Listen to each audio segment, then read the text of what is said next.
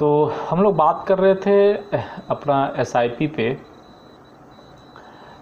पे ऑलमोस्ट चर्चा, जो भी चीज़ एक साइड में जितने सारे चीज़ रहते हैं ऑलमोस्ट दूसरे साइड में भी उन्हीं सारी चीज़ों को दिखाया जाता है, क्योंकि हमारे यार्ड में एक तरफ जो भी चीज़ें हैं दूसरी तरफ में भी ऑलमोस्ट वही रहेंगे एलसी गेट वगैरह को छोड़ के। तो इधर हमारे पास एलसी गेट था, एलसी गेट की कंट्रोलिंग पे चर्चा कर लिया, जो भी डाटाज दिए हुए हैं उस पर हम लोगों ने चर्चा किया। बाकी जो गुमटी हैं या लोकेशन है यार्ड में, वो गुमटी लोकेशन के बारे में भी जो भी आपके जीएडी में ईएसपी में दिखाया गया है, एक जीएडी नहीं ईएसपी में दिखाया गया है, उनको दिखाएंगे। प्लस दूसरी चीज़ें हैं, दिस इज़ योर क्या बोलते हैं कंट्रोल, जो क्रैंक हैंड की चाबी है। पुराना प्रैक्टिस था, बहुत जगह आप देखे भी होंगे, अभी लेटेस्ट इसको चेंज कर दिया गया है। जैसे कुछ स्टेशन हमारे अभी हैं जो 90s के आसपास के कमिश्निंग स्टेशन है या 2000 के आसपास का है, उस समय जितना भी सीएच के रहता था ना, वो सारा सीएच की आपका स्टेशन में ही रख देते थे। यानी जो आपका स्टेशन मास्टर की बिल्डिंग है, पैनल रूम,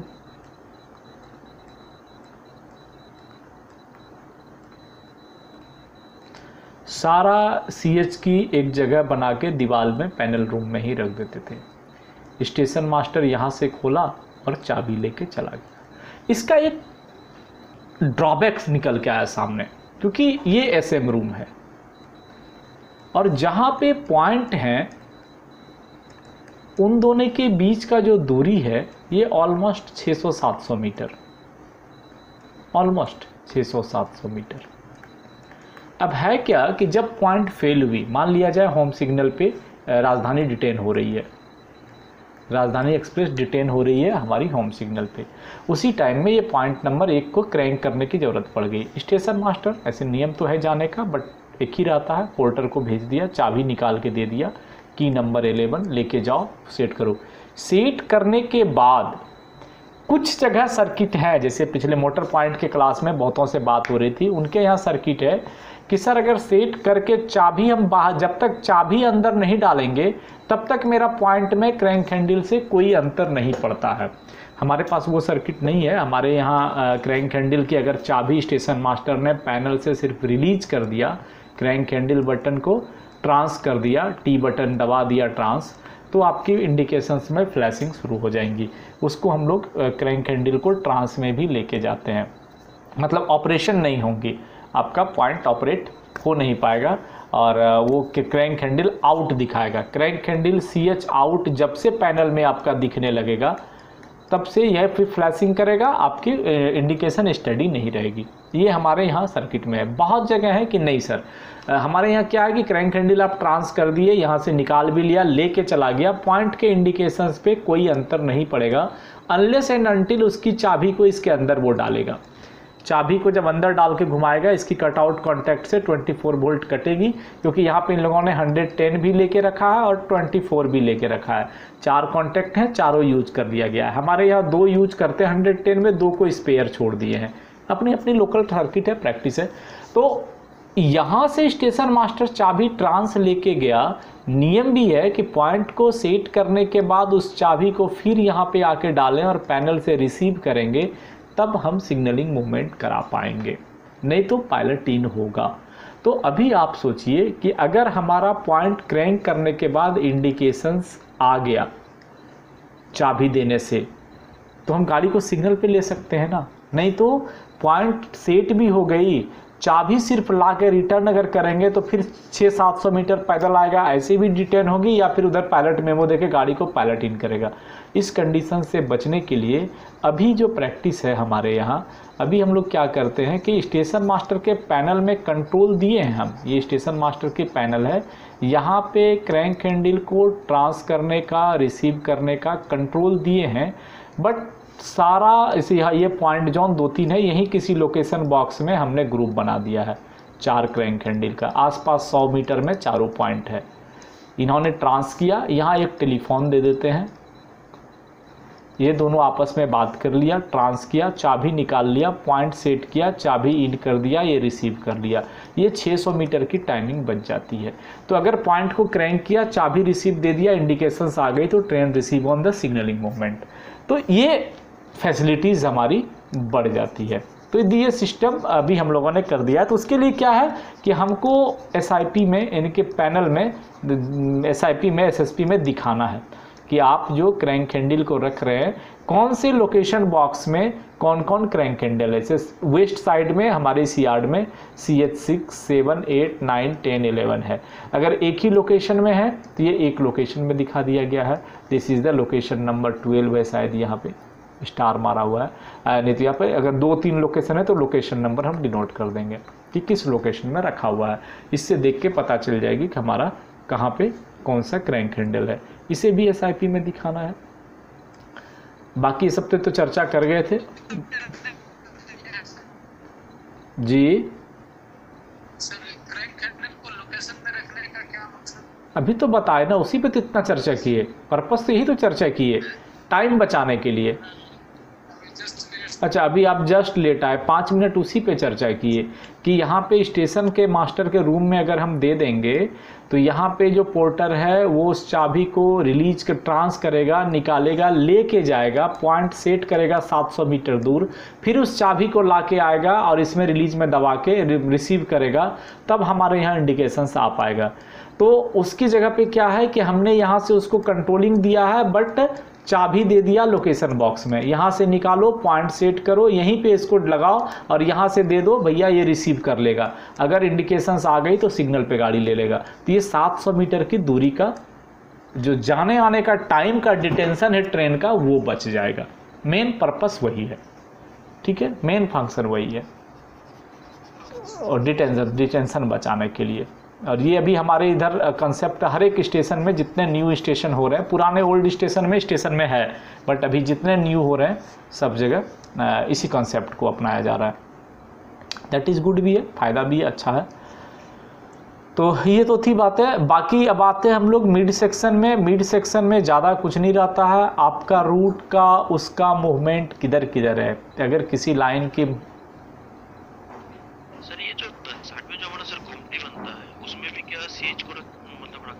हाँ, क्यों नहीं रखा जा सकता, बिल्कुल बिल्कुल।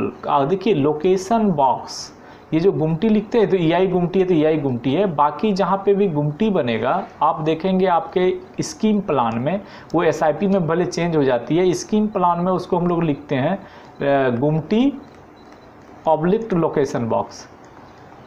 हम गुमटी भी बना सकते हैं, लोकेशन बॉक्स भी डाल सकते हैं, बोथ आर सेम। अगर वहाँ कोई वाइटल रिले रूम की सर्किट नहीं है, पॉइंट की रिले रूम की सर्किट, लॉजिक सर्किट वहाँ नहीं है, नॉर्मल खाली प्रूविंग रिले है, TPR, NWKR, PR वगैरह, तो उसको हम लोग एज ए गुमटी ट्रीट करते हैं। गुमटी है ग्रुप ऑफ लोकेशन बॉक्स, एक तरह से समझिए तो, कि जहाँ पे हमको 10-12 लोकेशन बॉक्स की ज़रूरत पड़ती, तो हम 10-12 लोकेशन बॉक्स लगाने की बजाय एक छोटा गुमटी पर पोस्ट कर दें कि मेरा मेंटेन नहीं, OC सेम चीज़ नहीं है। OC आपका जस्ट लाइक एक रिले रूम हो गया छोटा सा, वो गुमटी बनेगा ही बनेगा। OC को हम लोकेशन बॉक्स में नहीं रख सकते। OC आपका क्या है, OC में आपकी इनपुट आउटपुट कार्ड होते हैं।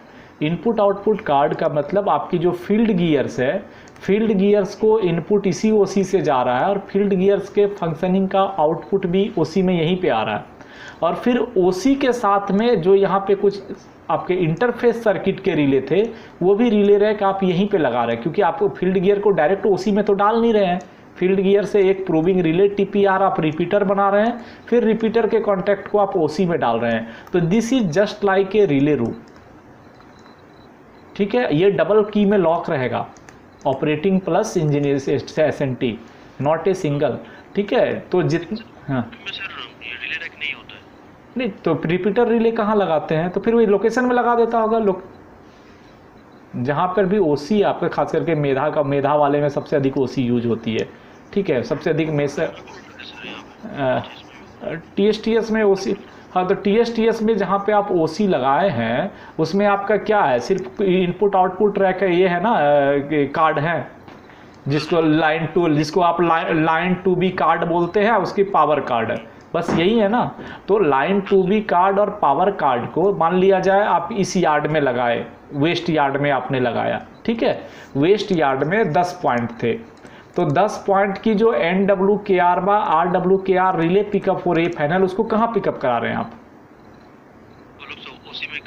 तो ओसी के रूम में ना, यहाँ तो फिजिकल रिले लगाते होंगे NWKR व PWR के लिए। तो यही तो रिले रैक है। जहाँ रिले रैक किसको बोलते हैं? जिस पे आप रिले लगाते हैं, फिजिकल रिले का जहाँ पे वायरिंग करते हैं, वही तो रिले रैक है ना। अब फिर इस जिसको आप लोग के रैक बोलते हैं, आप लोग उसका नाम के रैक देते हैं, क्योसन वाले, आप रिले रैक नहीं बोलते हैं। तो आपके के रैक को ही हम रिले रैक बोल रहे हैं नॉर्मली, जिस पे रिले लगा रहे हैं वो रिले रैक है। और इस रिले रैक की बीट को आप अपने ओसी में डालते हैं, यही है ना।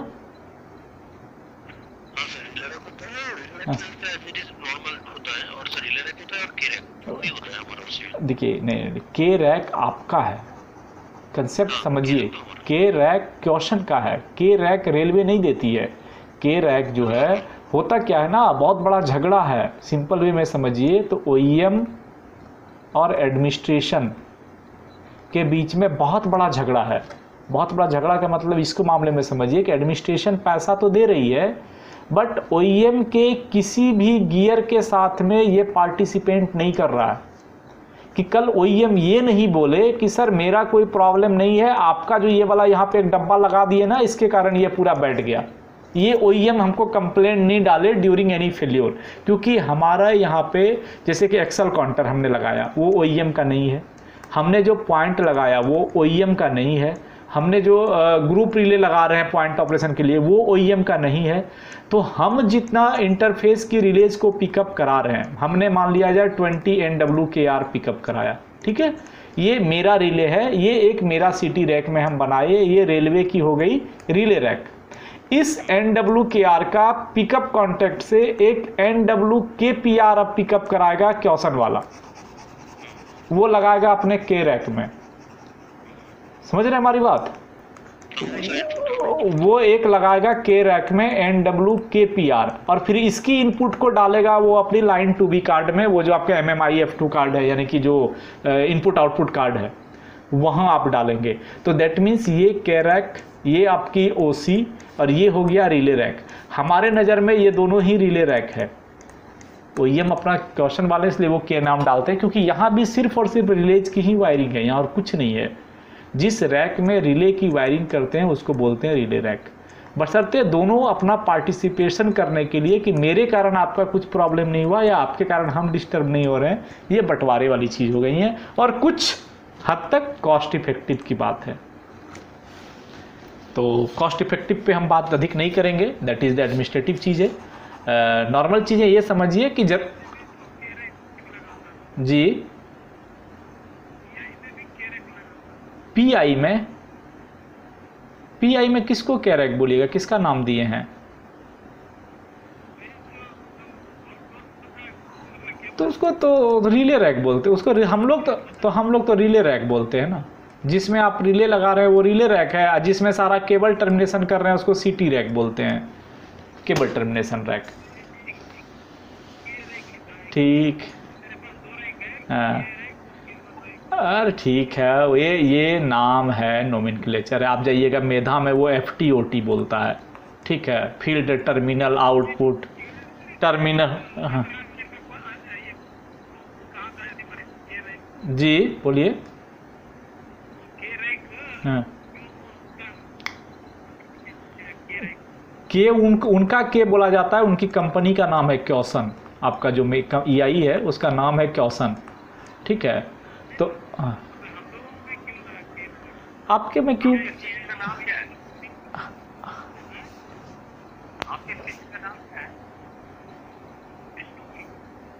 नहीं, स्टेशन के नाम से मायने नहीं रखता है जी।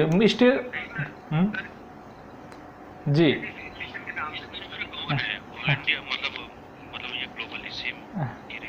नहीं यार, क्वेश्चन की बात नहीं हो रही, ये लोग अपना रेल की बात कर रहे हैं। जी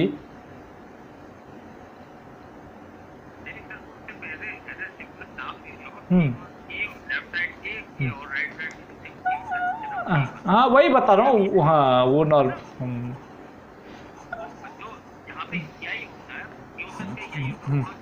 नहीं, क्योसन का के तो कॉमन है, वो के उसके कंपनी का नाम है, ठीक है, और कुछ नहीं है। हाँ हाँ। हम्म हम्म हम्म हम्म हम्म हम्म हम्म हम्म हम्म, हाँ हाँ हाँ, बस वैसे ही कह कि हमें हमारे यहाँ जैसे कि नाम है, हमारे यहाँ सिटी रैक के 4 हैं। तो वेस्ट केबिन का वेस्ट केबिन सिटी रैक, CTRA, CTRB, CTRC, CTRD। अब क्या है? हाँ हाँ, लेफ्ट है तो लेफ्ट राइट कर देगा। अच्छा, बहुत जगह क्या है कि हमारी रोज का नाम लिखते हैं ABCD, तो जहाँ रैक का नाम ABCD दिया है वहाँ रो का नाम 1 2 3 4 कर देते हैं।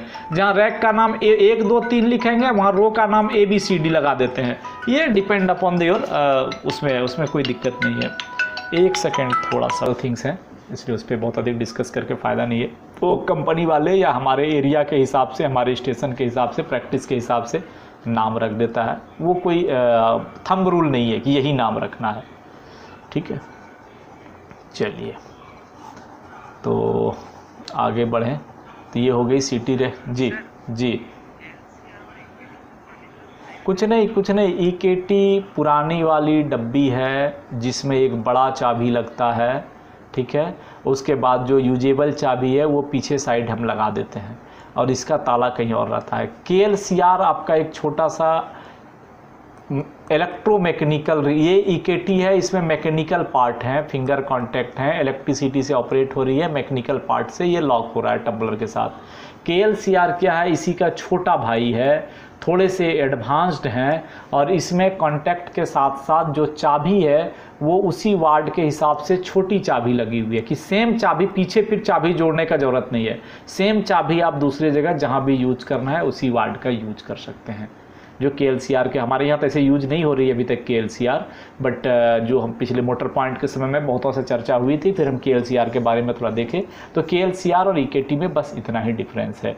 ये एक तरह से इनबिल्ट रिले कह दीजिए, इसलिए हम लोग KLCR रिले का ही पिकअप कॉन्टैक्ट ले लेते हैं। यहाँ पे क्या है कि इसके कॉन्टैक्ट के थ्रू हम रिले पिकअप कराते हैं, दूसरा प्लग इन टाइप का। इसमें 4 कॉन्टैक्ट फिंगर कॉन्टैक्ट रहते हैं, जब चाबी घुमाते हैं उसके पिकअप कॉन्टैक्ट के थ्रू हम रिले पिकअप कराते हैं और इसकी कॉन्टैक्ट को सर्किट में लेते हैं।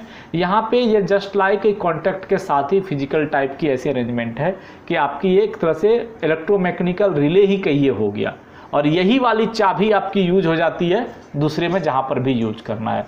इसके अलावा और विशेष कुछ नहीं है। इसको हम जहाँ भी हम EKT लगा रहे थे वो वही जगह को रिप्लेस कर रहे हैं KLCR से।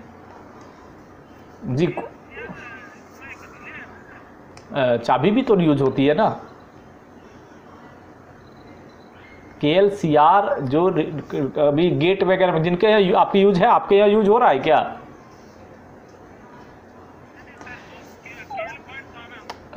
वो KL पॉइंट के साथ रिले लगा, देखिए KL पॉइंट के साथ रिले लगा देते तो उसका नाम KLCR रिले हो गया था। वो तो नॉर्मल ATAP या सिर्फ टाइप लेते, नहीं, अभी EKT टाइप की इक्विपमेंट आई हुई है। अगर आप लोग कोई गेट में अगर आप लोग यूज करें तो बताएंगे, नॉर्थ वेस्टर्न साइड में बहुत यूज हो रही है।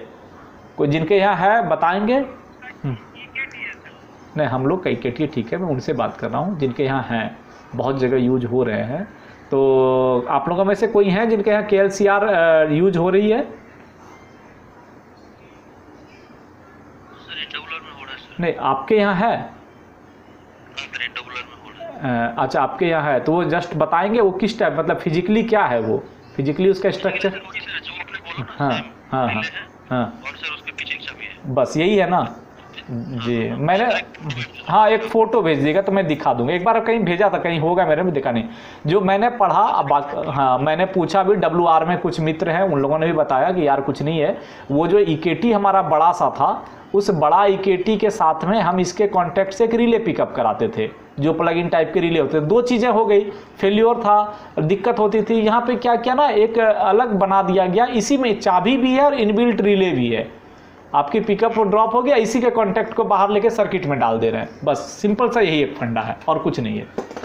तो जिनको यूज हो रहा है वो अच्छी तरह से समझ जाएंगे, क्योंकि हमने भी फ़ोटो मेरे पास नहीं है, कभी भेज देंगे फ़ोटो तो मैं दिखा दूंगा, बता भी दूंगा उसमें।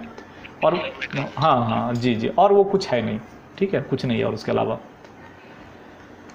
तो ये चीज़ें हो गई। मैं आगे बढ़ूँ तो हाँ, बर्थिंग ट्रैक पे जब आप जाएंगे तो बर्थिंग ट्रैक में आपका एसएसपी या टेंटेटिव एसआईपी में ये सब नोमेनक्लेचर है, ये दिखाना ज़रूरी है। ये बताने का मतलब उनके लिए है जो डिज़ाइन करना आगे चल के चाहते हैं कि हम एसआईपी रिका कि पहले अब पढ़ें तब तो कुछ बनाने के लिए सीखें, कोई चीज़ लिखने के पहले पढ़ने आना चाहिए। तो हमारी ये डिज़ाइन में ये सारे नोमेनक्लेचर रहना चाहिए, हर एक लाइन का नोमेनक्लेचर रहना चाहिए, लाइन कौन सा है। जितने डाउन सिर्फ बता रहे हैं वो डाउन है, जो अप हैं वो अप हैं, लेकिन जिसमें डाउन और अप दोनों मूवमेंट आएंगे उसको सी से दिखाएंगे, CL1 CL2 यानी common loop 1, down DL down loop, DM down man, UN man, CL common loop, CL common, इसमें अप की भी मूवमेंट है डाउन की भी मूवमेंट है, दोनों साइड की मूवमेंट है। यहाँ पे एक चीज़ और दिखाया गया है, ये सामने सब यार्ड में ये नहीं मिलेगा आपको, यहाँ पे ये दिखा एक्चुअली क्या है कि लाइन नंबर 5 है। इस जगह पे जो हमारी जहाँ पे ये स्टेशन है इसके दोनों साइड, मतलब इधर साइड में भी बहुत सारे साइडिंग है और लोडिंग अनलोडिंग पॉइंट है। जो गाड़ियाँ यहाँ आके आती हैं आपको दिखाया मैंने, इसमें 2-3 यार्ड हैं, एक तो STPS यार्ड, थर्मल दिखाया, वासरी यार्ड। तो बहुत सारी लोडिंग गाड़ियाँ आती हैं और बहुत सारी लोडिंग अनलोडिंग गाड़ियाँ निकलती भी हैं। तो रेलवे का नॉर्म्स है कि रास्ते में क्या हुआ पता नहीं, ये स्टेशन ए था लोडिंग पॉइंट, यहाँ पे गाड़ी लोड हुई इतना मीट्रिक टन, और जहाँ पे अनलोड होना है उसमें रेलवे अपने जुरिडिक्शन में, बाकी प्राइवेट अथॉरिटी तो करता ही है, रेलवे अपने जुरिडिक्शन में डिलीवरी पॉइंट के पहले ये वेब ब्रिज लगाती है कि हम जो है उस गाड़ी को फिर यहाँ पे वेट करें। तो वेट करने के दौरान एंट्री पॉइंट जहाँ से गाड़ी लोड होके निकली थी और पहुँचा उसके बीच में वेट जो डिफरेंस है उसको देखा जाता है। कुछ मार्जिन है, कमर्शियल वाले को उतना पता है, मुझे पता नहीं है, कि कुछ मार्जिन तक रखा जाता है कि हाँ ठीक है यार्ड रास्ते में जो ओपन है, जो क्लोज्ड बोगियां हैं उसमें लॉसेस की चांसेस कम है, जो BCN टाइप की बोगी है, बट जो ओपन है BOBRN या वो सब जो ओपन टाइप की बोगी होती है उसमें लॉसेस होने की संभावना होती है। तो कुछ लॉसेस का उसमें टॉलरेंस रखा गया है कि ठीक है रास्ते में इतना आ सकता है, बट वो लोड होगा फिर जाएगा, और ज़्यादा लॉस या कम लॉस होने पे रेलवे की लायबिलिटीज़ भी होती है कि रास्ते में इतना लॉस कहाँ हुआ या कहाँ गया। उसके बाद कुछ जो लंबी दूरी की ट्रेनें हैं तो कहीं पर अगर क्लेम आया, कंप्लेन आया, ड्राइवर ने ये रिपोर्ट की कि ट्रेन मेरी ओवरलोडेड है इसलिए नहीं खींच पा रहे हैं गाड़ी को, ग्रेडियंट में लेके नहीं जा रहे हैं, क्योंकि होता क्या है ना, वेरी रिस्पॉन्सिबल रेलवे के हर एक कर्मचारी गाड़ी लेके जा रहा है, अप ग्रेडियंट है और गाड़ी स्टॉल हो गई, तो उस पीरियड में अगर ड्राइवर ज़्यादा नोच लगा देगा, मतलब एक्सीलरेटर ज़्यादा कर देगा, तो व्हील रोल करती है और यहाँ पे रेल में गड्ढे हो जाते हैं। यानी दिस ट्रेन, इसको बोलते हैं स्कीड करना, वो गड्ढा बन जाना। दैट टाइम में फुल रिस्पॉन्सिबिलिटी अब हो जाती है लोको और पीवे में कि आपका रेल गड़बड़ था या इंजन गड़बड़ था या ड्राइवर ने सही से खींच नहीं पाया, and responsibility to be fixed up via here ये कंडीशंस आया। तो ये सब चीज़ को देखते हुए ट्रेन अब ओवरलोडेड था या ग्रेडियंट की प्रॉब्लम थी, इंजन का प्रॉब्लम था, ये अब टेक्निकल रीजन है, बाद में फर्दर इंक्वायरी का।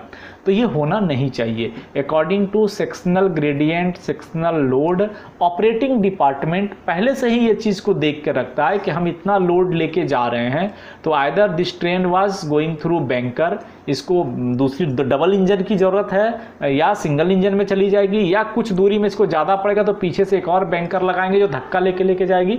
ये सब सारी चीज़ें कोचिंग डिपार्टमेंट का अपना है, बाकी डिपार्टमेंट उसकी सहयोग करते हैं। तो ये लेकिन गड़बड़ी नहीं होनी चाहिए। तो देन इसमें एक फैक्टर है लोड का। तो जहाँ पर भी फिर ये कंप्लेन मिलती है कि लोड अधिक है या लोड कम है, तो बीच बीच जगह में ये गाड़ी जनरली बुझे तो हाईवे का काटा घर हो गया रेलवे का वेट मशीन, तो इसको वे ब्रिज बोलते हैं, मेंटेन्ड बाय मैकेनिकल डिपार्टमेंट और networking by telecom department. Mechanical department का मशीन है और इसकी जो नेटवर्क है, क्योंकि ये पूरे IR का नेटवर्किंग में आता है, जिसको हम लोग बोलते हैं ना वो जैसे कि FOIS, FOIS, freight operation information system, ऐसे करके एक नेटवर्क है जो पहले सैटेलाइट पे चलता था, अभी OFC नेटवर्क पे है पूरा बना हुआ। पहले सैटेलाइट नेटवर्क था इसका, अभी जिसको हम लोग बोलते थे PSLV करके वो नेटवर्किंग थी, छतरी लगा हुआ रहता था, अभी इसको हटा दिया गया, अब पूरा का पूरा OFC नेटवर्क है।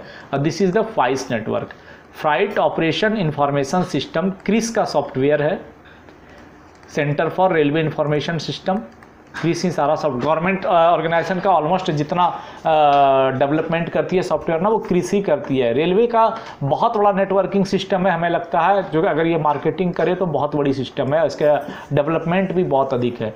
तो जितने आप देख रहे हैं PRS, UTS, टिकटिंग, सब रेलवे का ही दिया हुआ है, बाकी तो सिर्फ उसको यूज कर रहा है। तो रेलवे की अपनी बहुत बड़ी नेटवर्किंग है।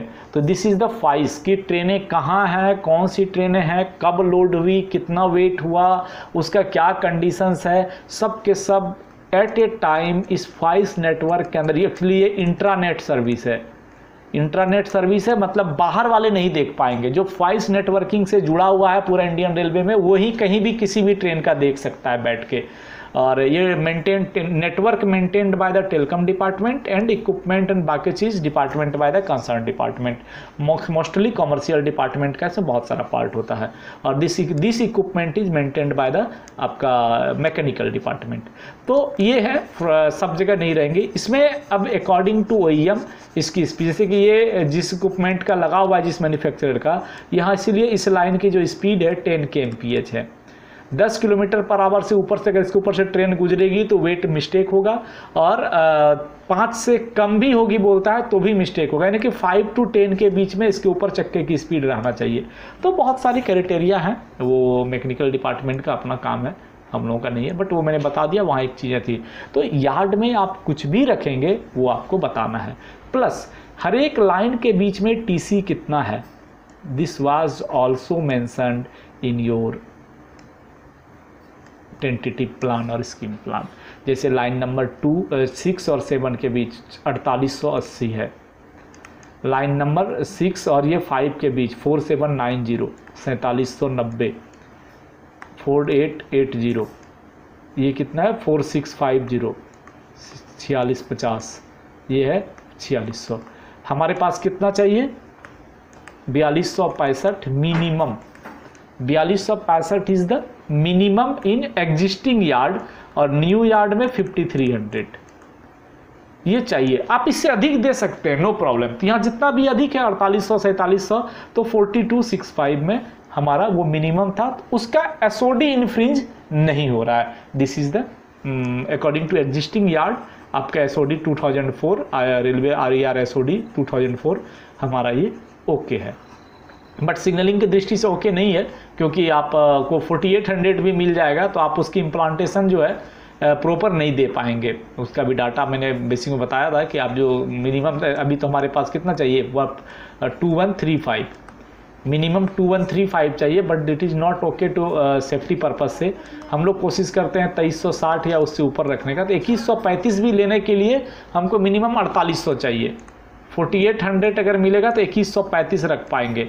2360 रखना है तो ऑलमोस्ट आपको 500 mm चाहिए, तो 5000 चाहिए, 5 जो है 5 मीटर का डिफरेंस चाहिए दोनों के बीच में। तो ये है, बट जो डाटा है वो आपको इसमें दिखाना है।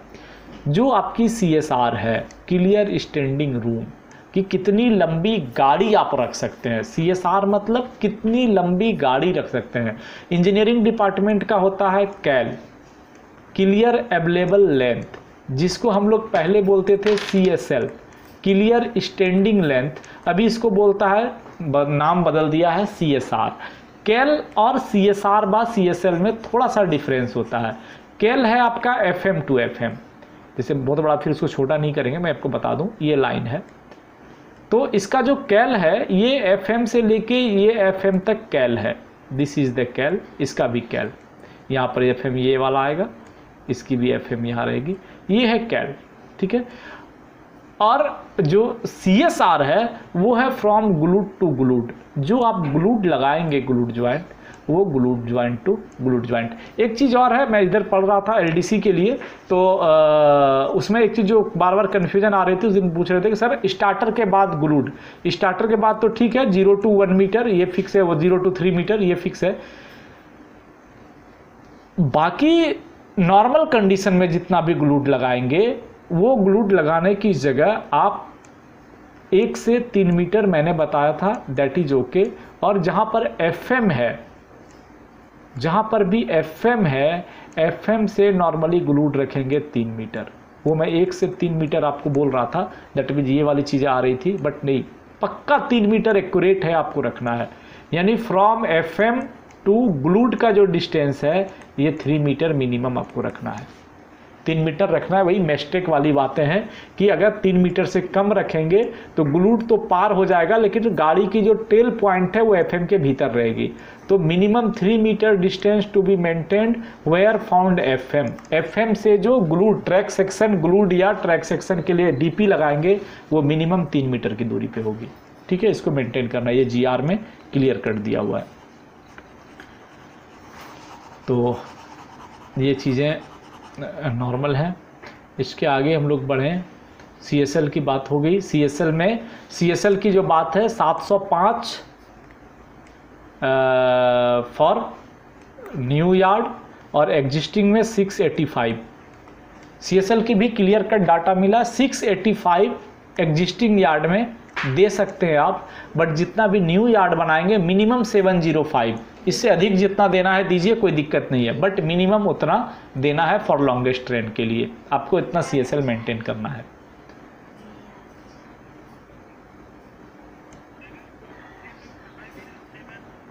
नहीं 705 ना, 715 नहीं 705। अगर फिर कहीं चेंजिंग आई होगी तो ठीक है, अलग बात है। मैं जहाँ पे पढ़ रहा था वहाँ 705 ही था शायद। 705 मिनिमम, उससे अधिक जो भी देना है दे सकते हैं। और 680 था, 685 था एग्जिस्टिंग यार्ड में मिनिमम। इतना आपको एग्जिस्टिंग यार्ड में देना है।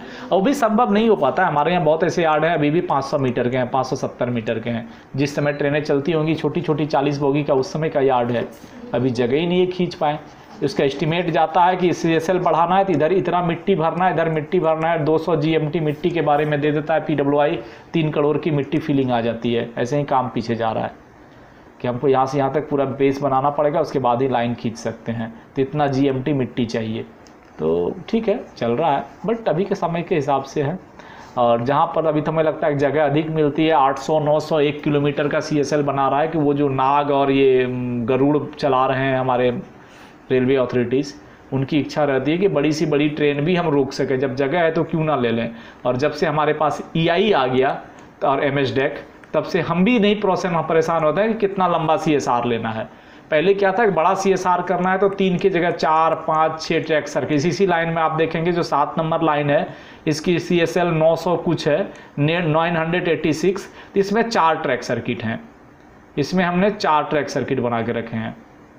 बर्थिंग ट्रैक में L4 तक होगा, L7 T4 4 ट्रैक सर्किट है। नॉर्मली हम बर्थिंग ट्रैक में 3 ट्रैक सर्किट रखते हैं, तो लंबी है। तो ट्रैक सर्किट वाले में थोड़ी सी तब नहीं, नॉर्मली QT-A2 ही डाल दिए, ठीक है। QB-80 देते तब तो हो जाता। जब एक ठो अलग से देंगे तो फिर मेंटेनेंस के लिए भी रिले रखना पड़ेगा, फेल्योर भी तो होता है ना। आप तो जानते हैं कि सबसे बड़ी समस्या हम लोग के लिए क्या है, स्पेयर मटेरियल का। एक बार तो ला देगा, बाद में कहीं यार पूरा डिवीजन में कहीं है नहीं, और एक ठो के लिए हम खोजते रहेंगे QB-80 चाहिए भाई, QB-80 चाहिए। छोड़िए, नॉर्मल एक तो ट्रैक बढ़ गया, स्पेयर मटेरियल हमारे पास अधिक है, कोई दिक्कत नहीं है। तो जब से MSDEC आ गया तब से ये समस्या भी दूर हो गई। हमको कोई दिक्कत नहीं है, जितना भी लंबा ले लो भाई, हमें कोई प्रॉब्लम नहीं है। अब 2 किलोमीटर का लाइन ले लो, ठीक है। अभी जी जहाँ भी कुछ नहीं, जितने ग्लूड हैं, देखिए जहाँ भी आपका ग्लूड आएगा, जितने ग्लूड आएंगे ईच फॉर 1 DP, जितना भी ट्रैक सेक्शन आपका बनेगा each for 1 DP except berthing track. वही मैं बोलने वाला था अभी, एक्सेप्ट बर्थिंग ट्रैक।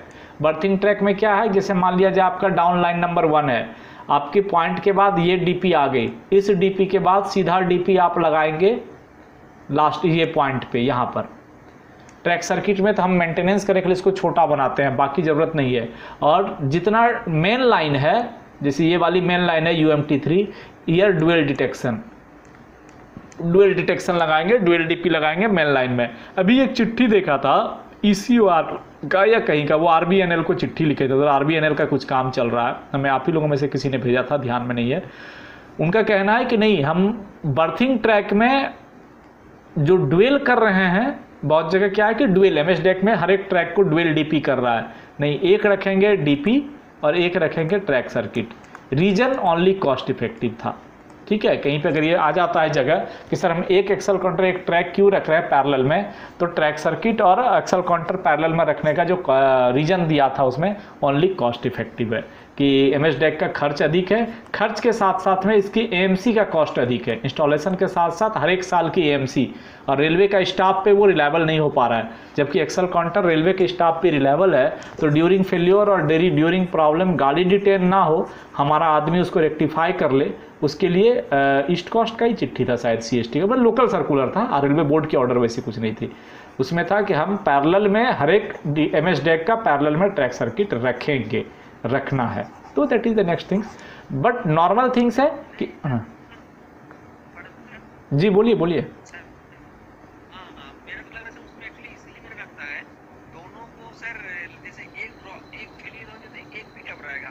तो हम तो डबल एमएस डेक कर सकते हैं ना।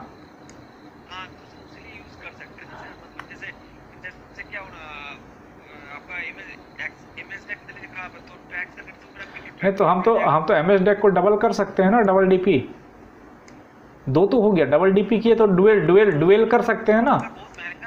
महंगा तो ठीक है, वो तो हम बताया, कॉस्ट इफेक्टिव तो बताए, एक रीजन कॉस्ट इफेक्टिव है और दूसरा रीजन वही है जो आप समझ रहे हैं कि एमएस डेक अगर ये सेक्शन पूरा फेल हो गई और हमारे पास कार्ड नहीं है, ओईएम दूर है या उसकी एमसी नहीं है, तो हम इसको पिकअप नहीं करा पाएंगे। इसके पैरेलल में अगर हमारे पास ट्रैक सर्किट रहेगा तो हमारे रेलवे के पास इतना एसेट्स है कि हम इस ट्रैक को नॉर्मल करके चला सकते हैं।